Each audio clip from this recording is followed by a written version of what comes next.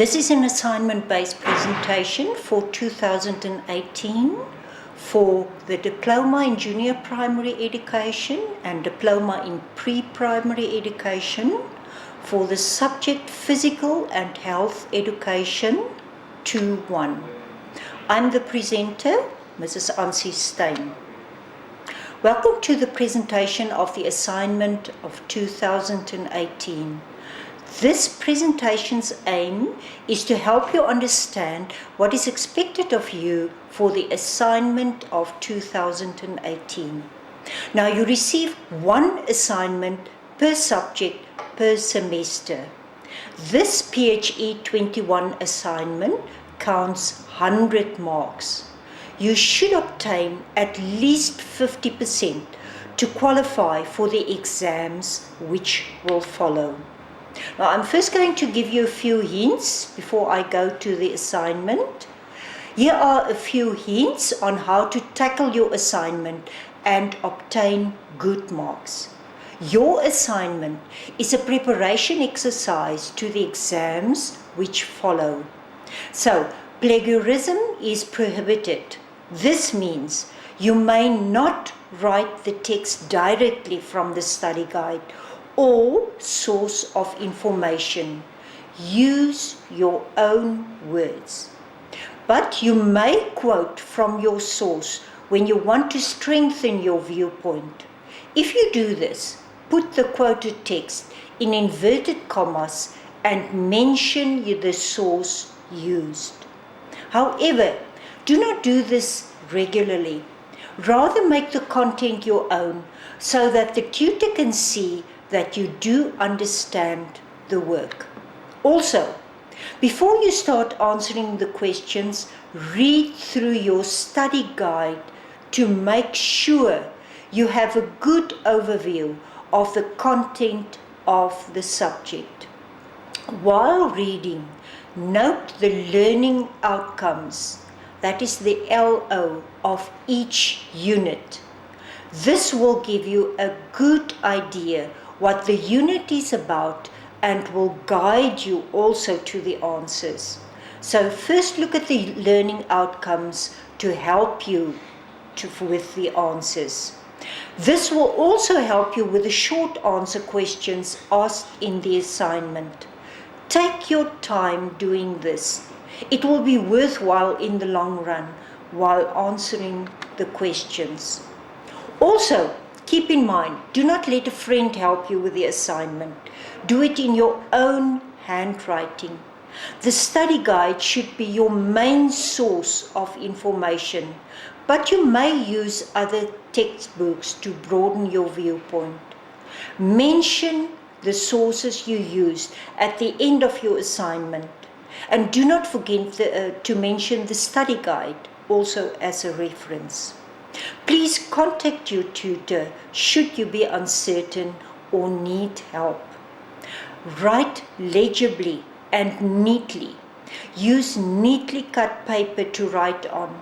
First impressions are very important, and presenting your assignment neatly is the basis for this. Remember, write with blue or black pen, but you may also type the assignment. All questions are compulsory. Do not leave out any questions, even if you do not know what is expected from you. Rather contact your tutor and find help to answer each question properly.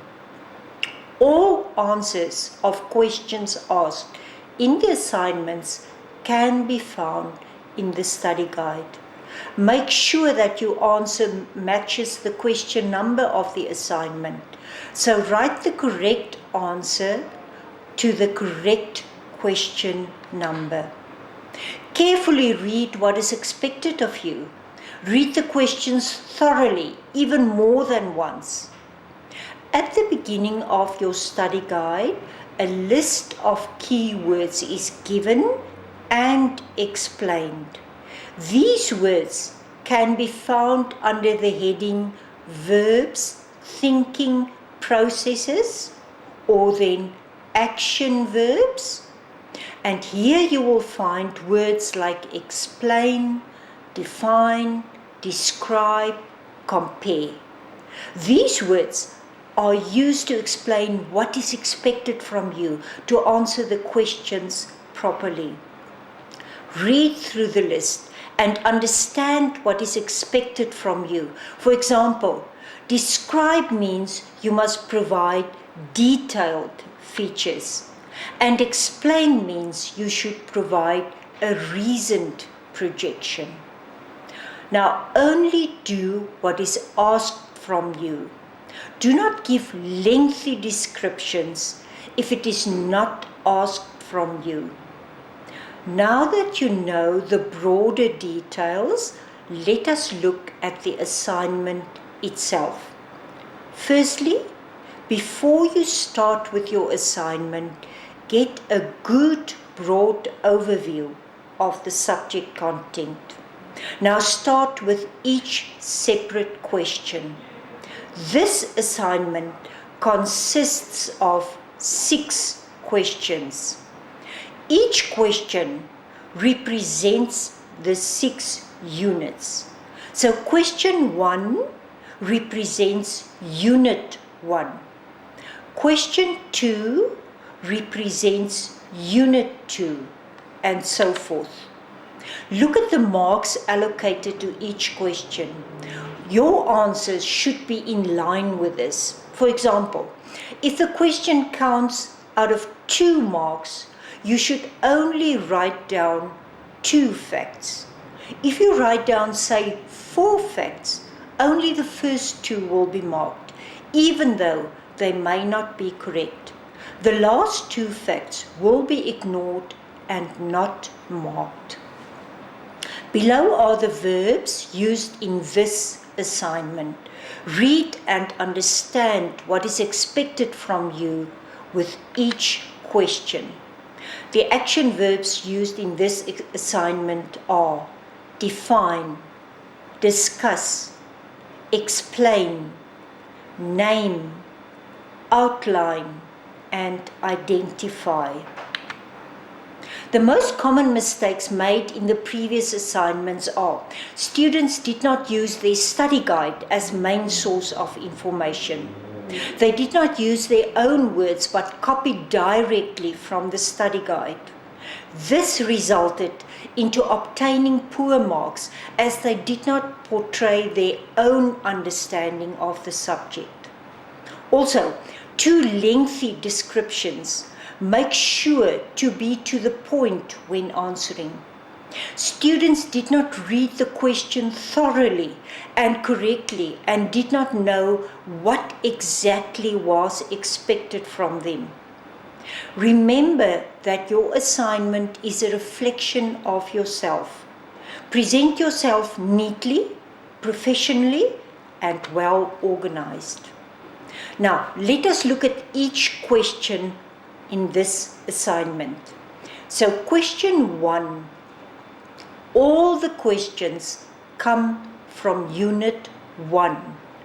In this question, you are required to define, to discuss, and to explain facts.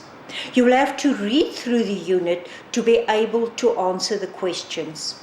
This is a good opportunity to acquaint yourself with the content of Unit 1. So do not guess the answers. Question 1.1 is a definition of a term found in Unit 1. Thereafter, you have to discuss why exercise promotes health and fitness. Question 1.2. In question 1.3, you have to explain terminology. Remember that in 1.4, you must only choose 2 health problems. Make sure to clearly indicate which 2 you chose, and thereafter you discuss each one of them. Remember that all content can be found in your study guide. No other sources need to be used. Make sure to look at the marks allocation to know how many facts should be presented. So now we've finished with question 1. Let's look at question 2. All the answers can be found in Unit 2. And in 2.1, you have to explain the categories of fundamental movement. Name them first of all, and below each name, you discuss each one. 2.2 is a straightforward question where you only have to name 4 phases. To answer 2.3, you have to read through the content of Unit 2. Then match the numbers indicated with the letters in column B. Make sure to answer the way you are requested to do for this question. Let's look at question 3. Unit 3 is about good playground features. A playground for younger learners are planned and set up in a way to meet learners' needs and also to help with the development of the learners. So you have to identify and then discuss 5 of these features of the playground. To answer this in a well-organized way, firstly, write down the name of one feature, underlining it, and then below discuss it. For example, say for instance you chose garden.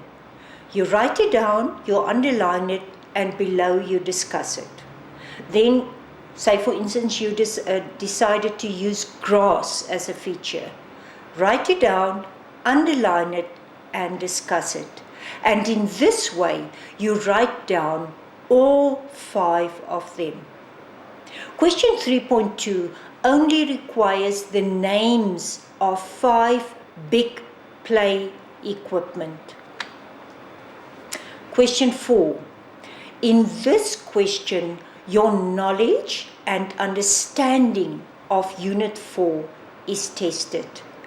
Read the table of content carefully and acquaint yourself with the content. You have to outline certain aspects in 4.1. And in 4.2, the procedures which should be followed when an accident or injury occurs on a playground must be written down.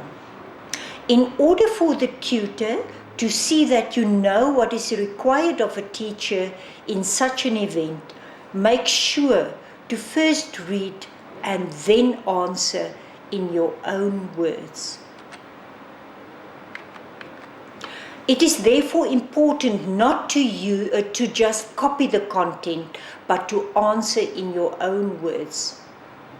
Question 5. Like all the previous work, these questions come from the number of the question. So use Unit 5 for the answers of question 5. I urge you not to use the internet as your main source, but your study guide. You may, however, use the internet to enhance your answers from the study guide. So, in question 5, you have to first carefully read the required content and then fill in the correct answers. Guessing answers will probably result in wrong answers. And to answer in a well-constructed way, underline the answers filled in or write them in color. Now, question 5.2 is challenging in the way that you first have to acquaint yourself with the features of a good playground. And then you have to design your own playground for outdoor play, outside play, keeping in mind all the important requirements as well as the safety features. Now, the important requirements and the safety features you will find in Unit 5.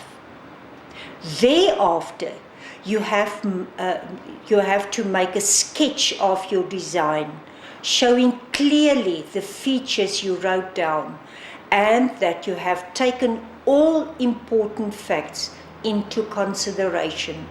So when you make your sketch, you have to use the features you wrote down, and then you make the sketch. This is a challenging question where your insight but also creativity will be displayed. Use the facts regarding this only from your study guide. Now, if you only copy an example of a playground, you will not be credited. This should be your own input and design. Question 6. To answer 6.1, you will have to find the applicable statement and then discuss it. So first have a look at the applicable statement and then you discuss it.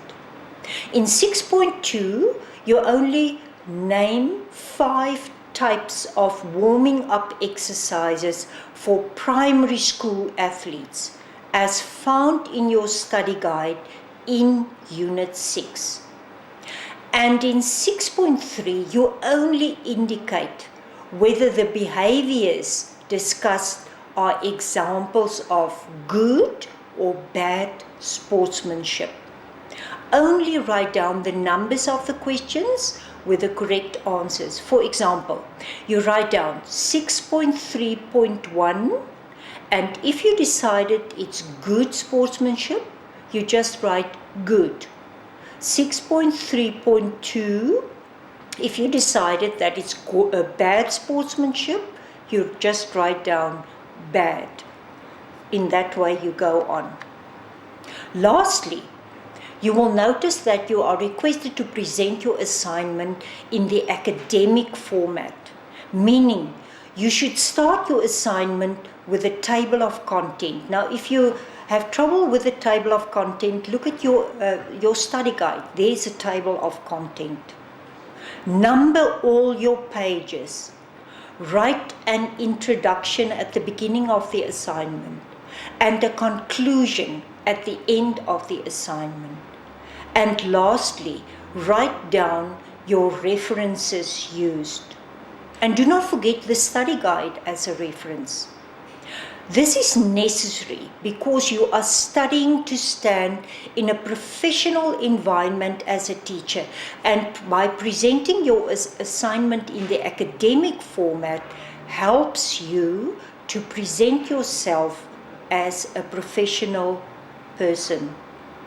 6 of the 100 marks of this assignment will be allocated to this. You now ought to know what is expected from you. Do the assignment with the necessary dedication. Remember that this assignment will be the starting point when studying for the examinations and should therefore be complete and correct as far as possible.